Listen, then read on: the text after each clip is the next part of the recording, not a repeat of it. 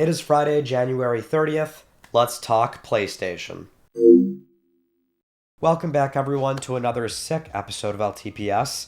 And as you can tell, I definitely am under the weather, so I apologize. We still have some news stories to go over, but I hope you can bear with me, and I will hopefully be much better by next week. So, having said that, I really hope I don't sound too terrible, but let's get into our PS Plus essential reminder. This is your last call for the January games before they go away. This coming Tuesday on February 3rd, it's going to change over to Undisputed on PlayStation 5, Subnautica Below Zero PS4, PS5, Ultros PS4, PS5, and Ace Combat 7 Skies Unknown for PlayStation 4. Now, this is a great lineup. Undisputed is kind of whatever. I think that is going to be a write-off for a lot of people.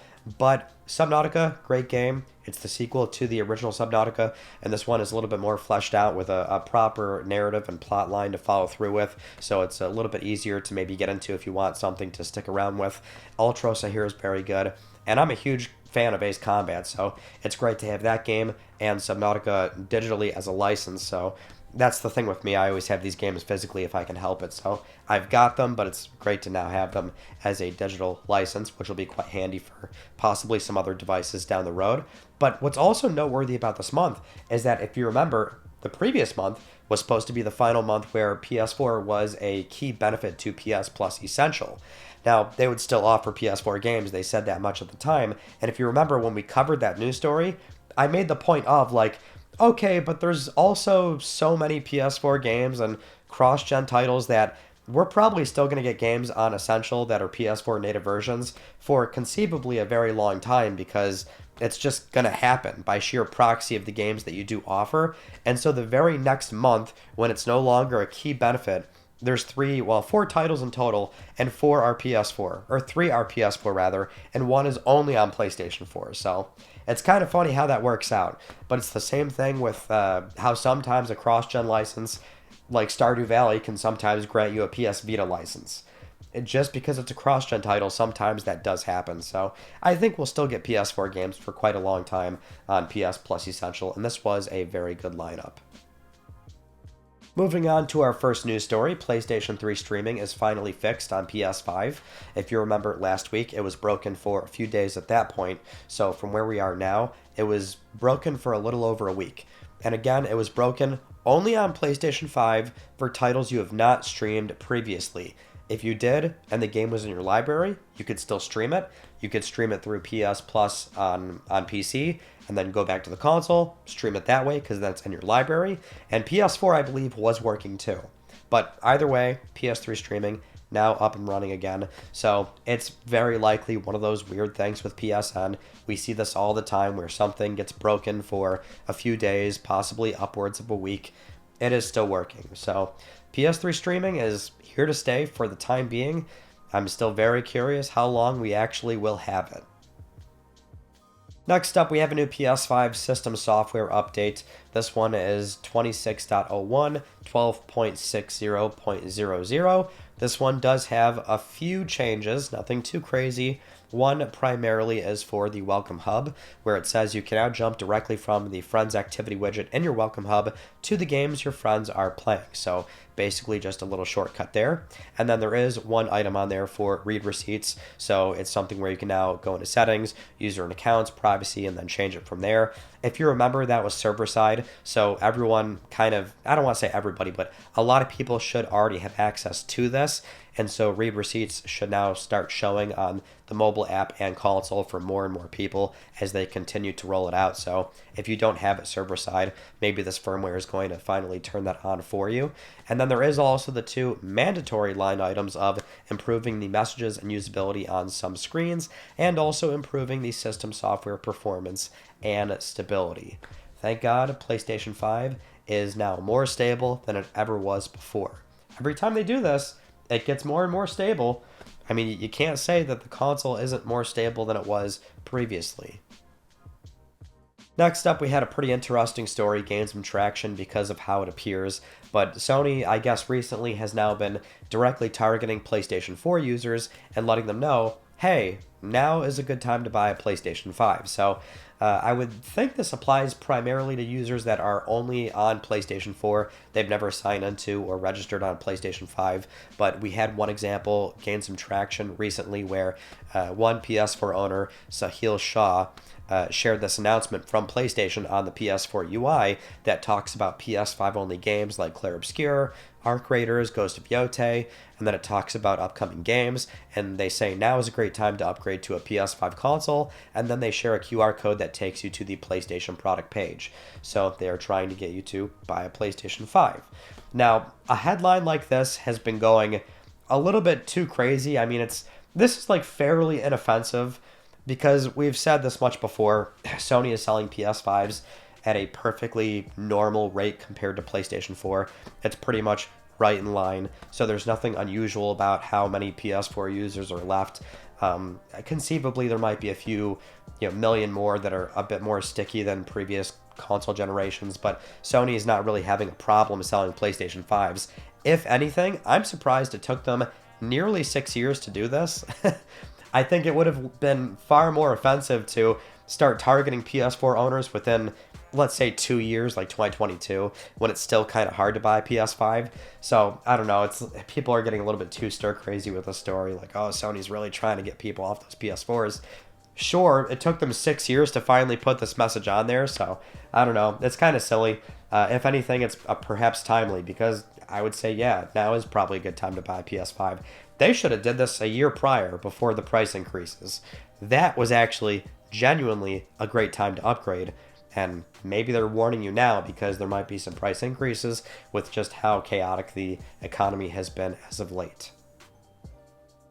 Moving on to our next last-minute news story, so I apologize for this setup and squeezing this one in here, but I think it's pretty important. We have a last-minute rumor coming in for an updated PlayStation Portal, possibly coming later this year. So this is a rumor spotted over on NeoGAF from Kepler L2, the user that has been so far quite privy to things going on in the PlayStation and AMD hardware roadmap. And so during this thread discussing Intel's Panther Lake iGPU, somebody mentioned the Portal sales, how they're still surprised with how well it is doing, and Kepler responded saying, yeah, seems to be a success. They're even doing another version this year. When asked for clarification, they did say an OLED version. So an OLED screen, they don't say anything else, just that. So it's a very, very fresh rumor. Nothing about a bigger battery, larger screen, reducing the big black bezels, nothing like that. We're not hearing anything outside of just an OLED screen upgrade, which at the very minimum, to get this story out of the way, that was on my PlayStation 2026 predictions. I think we are going to see that model later this year. Sony's been doing very well with this device. We saw the attach rate. We saw how sticky it is with the users that use remote play via the Portal. I mean, the install base of that thing is actually quite high. It's matching and exceeding most portable PCs, which are not doing crazy volume numbers, but it really illustrates how much more popular the device is than Sony initially thought. So I think it is within their best interest to probably do a slightly more expensive but updated and nicer model.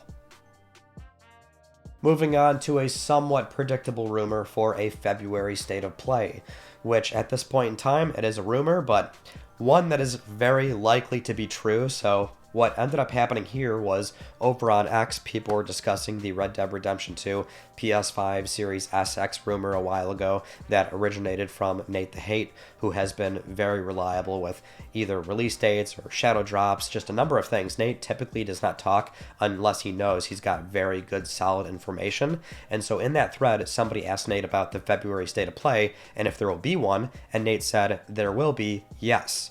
Shortly after that, Giant Bomb's Jeff Grubb corroborated that, and he said to expect it February 12th, to be on the safer side the week of February 12th. Nate then clarified on the Gaming Leaks and Rumors subreddit, saying that date is correct, which that would be on a Thursday, and that is something Sony typically does now, is state of plays on Thursdays. They like holding them in February, September. There is certainly a pattern for a number of months now at this point that, like we often say, Sony has been very hard to predict in the PlayStation 5 cycle, but there are certainly patterns that we pick up on, and I think it's fairly safe to say that we'll have that state of play within 2 or so weeks. And that'll be great because they can talk about a number of things. There are still a lot of things that we're waiting on. Possibly more gameplay for Saros. We need to see a new character reveal for Marvel Tokon. There's still, at some point in time, a place that they need to talk about this 2.5D Metroidvania God of War that's been rumored for a long time now. Possibly the Horizon multiplayer game. We do know from Insomniac that Wolverine information is expected in the spring. That would not be in February, so it's great that Insomniac clarified that so we can rule them out. But there are a number of things from first party that we are expecting. It's not going to be everything, but 1 or 2 of those things will probably be in that February state of play, alongside a healthy amount of third-party announcements as well. Moving on to some PlayStation Studio news, we have the very expected announcement and confirmation of the cover athlete for the new calendar year of MLB The Show 26. So San Diego has confirmed that the cover athlete is Aaron Judge, and the game itself is launching March 17th for PS5, Xbox Series S, X, and Nintendo Switch. No mention of Switch 2 in the blog post, so there's no Switch 2, no PC just yet. That's really the only thing to cover here, per se. I mean, if you're somebody that buys the annual franchise for MLB, there's a lot of things in the blog post about what they're doing for this particular release, but we typically don't cover that here. I know a lot of folks don't really care for the MLB games. These kind of come and go, but they are still a first-party team. It's a PlayStation Studio title that Sony is now proudly shipping on as many platforms as they can, and just, yeah, we're waiting on PC and Switch 2, so not sure if that's coming later, but for the time being, they are confirming PS5, Series X, and Switch 1. Moving on to a very minor update for Intergalactic: The Heretic Prophet, where we had Tony Dalton, who we saw appear as Joel's dad in the HBO Last of Us series, and we now know he has a role in this game. He was speaking to the YouTube channel Culture Wave Media, and he was asked about his role in this game.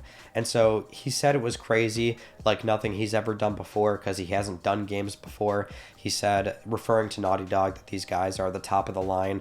You put on these skin-tight suits with the dots all over the place. They have a whole huge crazy set. He calls it amazing. He says Neil Druckmann's a sweet guy. So he's really just gushing over the whole thing, which this news to me almost wasn't even news, because you see this all the time. Actor in X, Y, and Z project has nice things to say about it before that project is even out. I mean, almost always that is going to be what happens.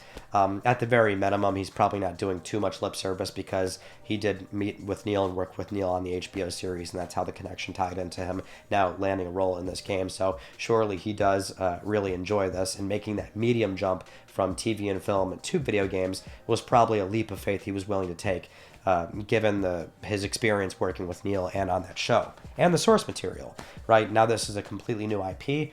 I think people are just very stir crazy about wanting to see more of this game. So any little tidbits we get, it's very newsworthy. I will say I really hope we do see something before the year is over, and that's what we're hearing, is that there is a milestone Naughty Dog is trying to hit, so they can do an internal demo to SIE, present that to SIE, and perhaps they will show off a more substantial portion of the game later this year. I mean, they're really not saying a whole lot just yet, but crucially, I want to see a good story trailer, because Naughty Dog has been so well known for their very thoughtfully told plot lines. But I do want to see gameplay. I want to see a lot of gameplay, because we're hearing this is the heaviest focus Naughty Dog has ever had on gameplay, and that's exciting to me, for them to try and really match both of those. Not to say gameplay takes a huge backseat in their games, but I mean, it does feel very secondary in games like The Last of Us. It was ramped up a lot more in Part 2, which I really appreciate, but we know Naughty Dog can make really engaging, a fun gameplay experience. So I want to see them really ramp that up in Intergalactic, and hopefully we will see that later this year. Alright, moving on to the China Hero Project, where we have a big update for a game previously announced. If you remember, this game was called Project Jinyiwei. Now it has a full title called A Whisper of Fall Jinyiwei, and we have a plot synopsis and gameplay trailer as well. So showing off some of the gameplay, you see there's a lot of stealth, there's some interrogation mechanics, of course melee combat, And it's not quite a full open world. It's being described as more of a segmented, like bigger sandbox area type of situation. So you get to one area, opens up, another area opens up. So not a full open world, but it's definitely got this idea of interrogation mechanics being baked into, well, the plot line. So what you're doing, the synopsis here says, quote, "In A Whisper of Fall, Jinyiwei, you play as an ordinary boatman. Due to an unexpected incident, you are forced to infiltrate the Jinyiwei, Imperial Guards of the Ming Dynasty, as an undercover agent for the black market. Within the Jinyiwei, you hone your martial arts skills and carry out missions for the Imperial Guard Bureau while also completing tasks assigned by the black market. As the investigation into the cases deepen, you catch a glimpse of a massive conspiracy." There's no release window yet, but it is coming to PS5 and PC, so it is console exclusive for a little bit. But my only problem with this trailer and the game itself is that it's not even so much a Souls-like fatigue sort of thing. I think people are quick to jump on that if the game remotely looks like it a little bit. And in fairness, a lot of action third-person games are going to look like a Souls-like. We all know by the time you're playing it, it has to feel a very particular way for it to be a Souls-like. And I'm not saying that's what this game looks like, but it's more a matter of the sameness of how it blends together with a lot of games coming from these Chinese studios. And it's not quite a flack, but at the same time, you can't really get over how there's a handful of titles now that have come out in the past 2 or so years, and there's more on the horizon, this one included, where I don't know if it's just like the art direction, the art style, the blend of colors being used, but like a lot of them are looking very, very samey. I think by the time you're playing them, they'll be much more distinctive, but from the outside looking in, where you're looking at these trailers, I think it's so easy to mistake this for either Black Myth or Where Winds Meet. There's a handful of titles at this point that they're all kind of blending together in my head, and I do have to double take and like look it up again to make sure which game am I thinking of when we talk about these games, right? So Jinyiwei, it was a codename title. Now it has a proper title. Again, no release window. The synopsis sounds compelling. My only issue is it is really starting to blend in with everything else. So, we'll still keep following this game, see how it does. But for the time being, I would say it is probably going to be harder and harder for these Chinese studios to really stand out if they just keep going with the same third-person action and the color palette too. It's going to be harder to visually identify these games between one another. Moving on to some third-party news, we have some crazy things going on for Grand Theft Auto 6. Now, there were a lot of reports going on about how people were flying up drones to Rockstar offices, trying to use fake IDs and badges to get in to look at GTA 6 footage. Completely irrational. Can't believe that's happening, but at the same time, I can believe it. The more pertinent story here probably is this rumor that came from PPE.pl about how Rockstar is not doing a physical edition for GTA 6 at launch. And that's the more particular thing to mention here. So again, this report is from PPE.pl. They're citing a source that handles video game sales in Europe. So they've been informed that Take-Two is not planning a physical copy at launch, possibly so they can avoid story and gameplay leaks. Now, the source doesn't know if a physical is coming maybe a few weeks later or the first half of 2027, but just that's the running theory right now, is that at launch, no physical copy. Which, this is a really weird one to digest because it's believable and it's not, I mean, the game, no matter what, no matter how it's distributed, no matter how it's going to be sold, it will do extremely well. Under every condition under the book, doesn't matter when, where, maybe too high of a price would stop it, but otherwise this game is going to be the biggest entertainment launch in history up to this point. So it doesn't need a physical. But, you sort of rationalize it and it's like, yeah, but like, of course they'd want one and they'd want it for the holiday season. But then you go back and it's like, well, it doesn't matter. They could ship it in January and it would sell just as well as it would sell in November or December. And then the other thing too is like, yeah, they are hyper fixated on making sure more leaks do not come out. But there's the other spectrum of the whole plot could leak now and the game will still be the biggest product entertainment launch. So I'm very conflicted on the believability of this story because like it does sound like something they would maybe do.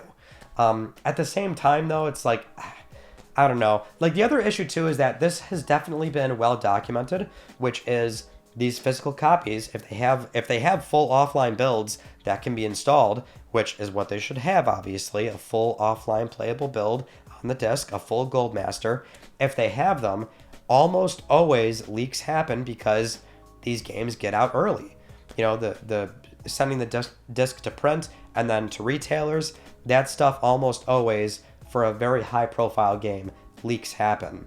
Now, a way to avoid that would be not printing a full Gold Master on it, so that way it's not live on PSN, which that would suck. I'd still buy the physical, but I don't want, game key discs, basically, so we want to avoid that. But it's just, I don't know, I guess we'll see how it plays out. I'm more curious about, I guess, the legitimacy of the source, because is it really even known right now if that plan is legitimate or not?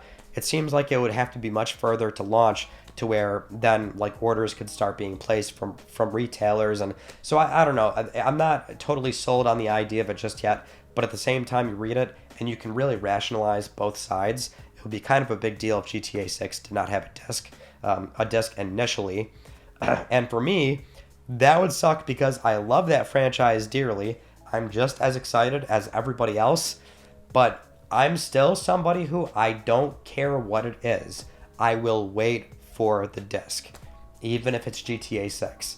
Some of you might not believe me. I have still, to this day, never bought or paid full price for a digital game on PSN. I've never preloaded anything on PSN because I don't buy day one digital. I simply don't do it, and I'm not going to do it for this game. So it would suck 100%. But at the very minimum, if it's true, then Rockstar, you better print a really good Gold Master with the latest patch when you do send a disc to print. That's what I'll say about that rumor. Next up, we have some new details for Final Fantasy VII Remake Part 3, where we have the game director, Naoki Hamaguchi, speaking with GameSpot, and he did tell us that they finally picked a name for the third entry. Now, they're not telling us what that name is, but they did say the name has been decided, so that was something that Mr. Nomura was able to decide on, and so that's locked in. And in the same interview, they talked about how they've not moved over to Unreal Engine 5 just yet, and they're still not going to because they've made a lot of modifications to UE4 that is able to fit their needs. So he explained that it's a lot more beneficial to have something that they're more familiar with and they've already customized, which would certainly make sense. I don't think they were going to make the jump to UE5 when there's probably just a lot more work to do there, considering they've been using UE4 since the 7 remake prior to PlayStation 4, obviously, or PS5 rather, I should say, so on PlayStation 4. Now, he also discussed in a different interview, speaking with Polygon, about the snowboarding minigame and Queen's Blood. So Hamaguchi-san did say that Queen's Blood has been very popular, so they do want to expand and enhance and to give a more powered-up version in the third installment. And then for the snowboarding segment, he didn't say too much here, but he did say that it's going to be more than just a minigame and that they're going to incorporate it very nicely into the story and the theming of it. Which, that's the thing about the 7 Remake trilogy, is that everything so far for major story sequences, what might have seemed like a minor 30-second to 2-minute sequence in the original PS1 game, was ramped up to something of far more spectacle on the trilogy remake series. So I would think, yeah, the snowboarding portion is probably going to go pretty hard. And yes, Queen's Blood has been very fun. That was something where I didn't expect to like it as much as I do like it, but it's like, considering how much you can do in Rebirth with Queen's Blood, with that whole separate plot that you can go through, I've spent, I want to say like at least 5-10 hours playing Queen's Blood, which is insane. I love that game within a game thing, but Rebirth itself is obviously just so gigantic, and I still have to finish up my playthrough, which I will do very soon once I wrap up Yote.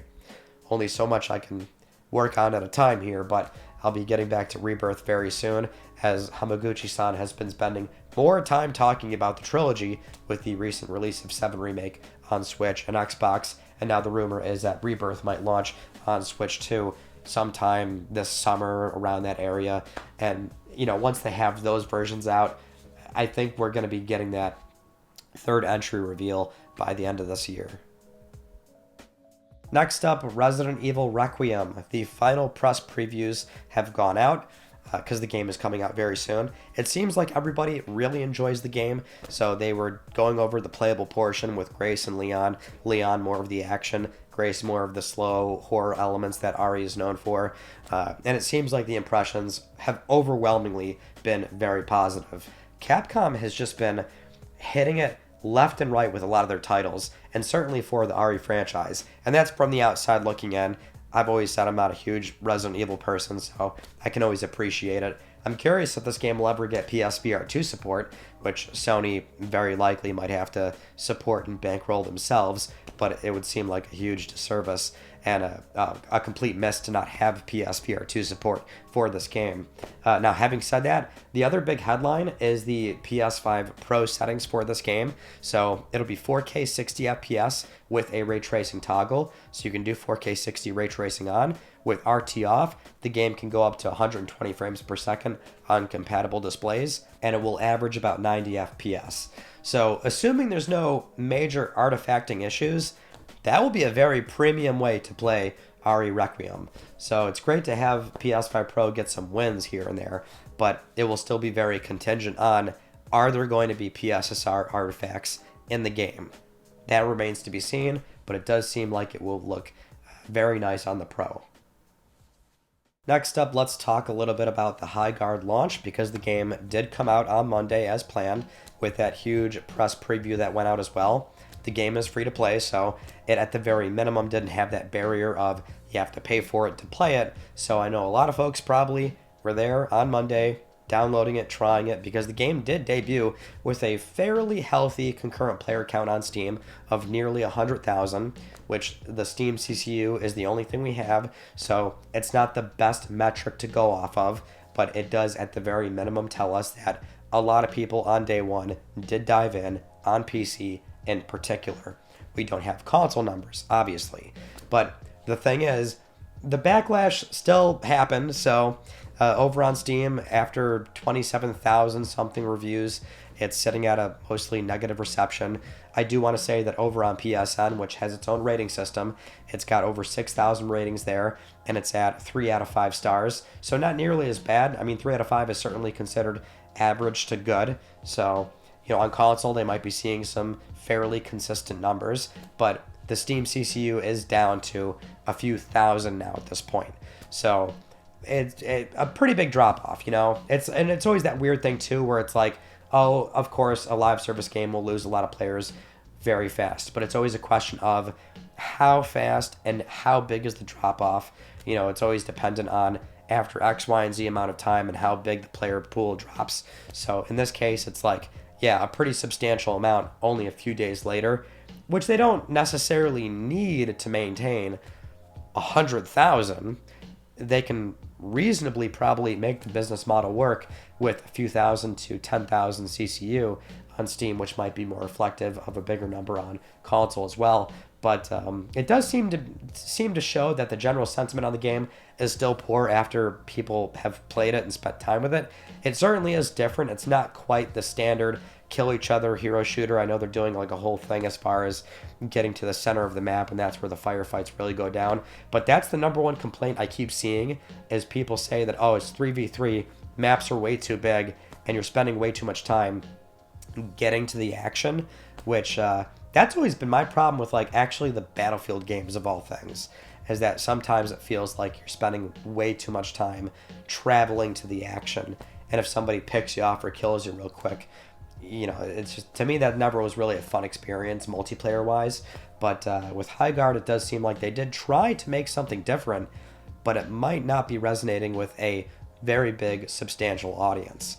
And they can't say that they didn't get the try, because nearly 100,000 concurrent players dropped in to check it out. So Highguard's fascinating. It's definitely not a Concord. I mean, Concord had a free-to-play beta, and barely 2,000 people showed up to that. So there's still a big difference between those two games, but Highguard might struggle to find a consistent audience over a long period of time. Moving on to Ken Levine and Judas. their upcoming game that has been in development for a very long time. We have been getting more updates for this title. If you remember, it was supposed to come out last year, delayed. Take-Two is still backing it, and they want to see the game come out. And, it's been a long time since we've had something from Ken Levine, and we recently had a big update from Ken Levine where they were speaking with Game Informer. They were talking about how development has been still progressing pretty smoothly. He also talked about how the game's primary story mechanic, called Villainy, that's something they actually spent 5 years R&Ding. So that's the mechanic where your antagonist in the game is decided based on how you interact with the three main characters in the game. So they gave us a plot synopsis before about that's how it works. The character revolves around these three other characters, and your relationship with them will change based on your actions. But Ken actually elaborated a bit further that they spent a lot of time really R&Ding this, so much so that you can't do a perfect run in this game. You cannot please everybody, so over time, no matter what, an antagonist comes out of that trio, and it's a very reactive mechanic of storytelling, which, despite how long it's been since this game was announced and since we've had something from the BioShock creator, BioShock is still one of my favorite games. I think it's a generation-defining game, so I'm still very curious to see what they deliver with Judas. And what really hooks me is that it is a reactive story, and we have lots of games that do reactive storytelling.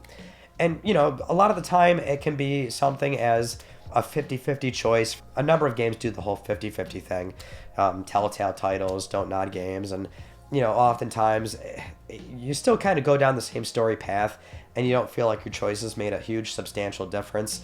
I really hope that with this, for what is, because it's the kind of storytelling where it's not linear like BioShock, right? So if you spent 5 years R&Ding this mechanic, I really want something that is, quite frankly, a bit transformative, something that will really blow me away as far as how these characters are going to react to my actions as a player. So, they're talking a big game, and we've been waiting a long time, so I am getting excited for Judas, but I need to see more of it, and I would like to play the game, obviously. So I did find that fascinating, though. A big portion of game dev is always like finding the game, that pre-production cycle, that prototype. You don't go into full production until you've found it, and I would hope those 5 years is them finding the game, and now it's this villainy mechanic in this title.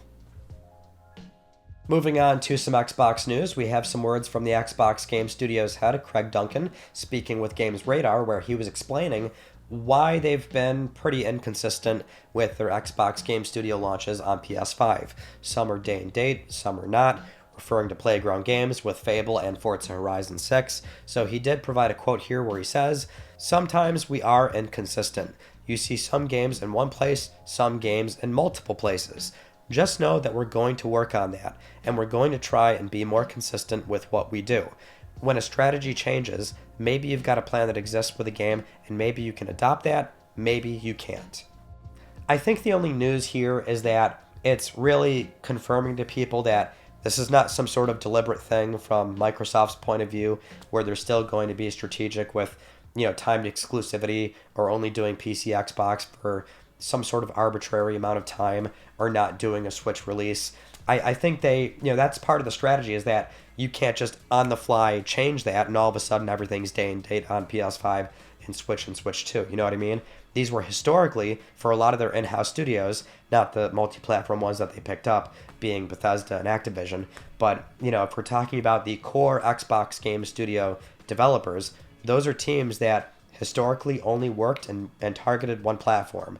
So for a lot of them, based on their pipeline and the games that they were working on actively in that moment, how far along they were, that's why you just saw some very chaotic PS5 here, not there. We're not talking about it yet. Now it shows up. It's a year later. I think we'll get there. I think over time those studios will adapt, and they will be fairly consistent with a full multi-platform approach from this point on. Moving on to some PlayStation Productions updates. Yet again, we have more casting for the God of War Amazon TV series. And so now we have our Thor and Odin. So Thor is going to be played by, and I'm probably going to mispronounce this, but Olafur Dari Olafsson. he is Thor, and then Odin is going to be played by Mandy Patinkin. So both actors, yet again, very similar to the Sif and Heimdall thing, where they look very close and accurate to the Ragnarok characters as they appear in the game. And that's the thing, too, is that whether it's Norse or Greek mythology, these are characters that have seen many interpretations, so they don't necessarily have to look like the game characters, but I like that they are as close to the game characters as they are. And, I mean, well, with Thor, we saw from Ragnarok that it was a very lore-accurate Thor to Norse mythology, so he's a very big, burly man. And I know he appears in Severance, so he's very well known for that role. But Mandy is probably going to be a great Odin as well. The only thing with Odin is that I'm definitely in the line of thinking where I was really hoping for Richard Schiff, since he does act normally. That could have been very analogous to the Last of Us 2 casting with some of the people that were their game roles, and then they did the TV show role as well. And Richard Schiff he did a great Odin. I loved the strong opening in Ragnarok where you spend all of 2018 hearing about him, and then within 5 minutes he knocks on your door in Ragnarok, and he's got this very like mob-like approach, and I loved his Odin a lot. And so it would have been great to see Richard Schiff do it again, but there's nothing wrong with having somebody else give their own take, especially because they do have that sort of misleading look of, oh, he's quite an old-looking man, but at the same time, you don't know how manipulative and how capable he is to do very, very awful, bad things. And now you'll get to see that very early as he develops that character over a longer period of time in the show versus what the games did. Now, with all that said, it is time for Let's Talk Plus, the weekly Let's Talk PlayStation giveaway where one of you can win a $10 PSN code. I would like to congratulate this viewer right here. I'll be contacting you very soon via email or X.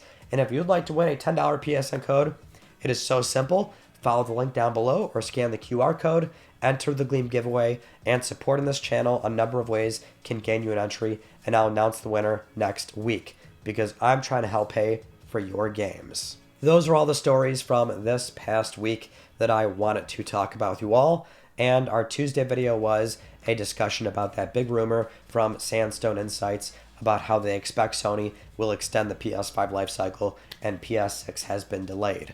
There was a lot that was that I wanted to say and cover in that discussion video, so more next-gen things going on in that discussion. Go check it out. We had Click R3 on Wednesday, so that's now archived on the Spawncast Network channel. You can actually see my downfall in that podcast, so I'm fine initially. My voice slowly gets lost towards the end, so I apologize. I really hope I'm better by Tuesday. We'll probably have another discussion video. I'm still knee-deep in editing a bunch of things that are going to be scheduled for later in the year, so that's what I've been up to for the time being. But thank you for being patient, and I, again, apologize for how I sound. But that is pretty much it. So that concludes this week's episode of Let's Talk PlayStation. I'm Ryan Benecki. Thank you all so much for talking with me, and I will see you all next Friday.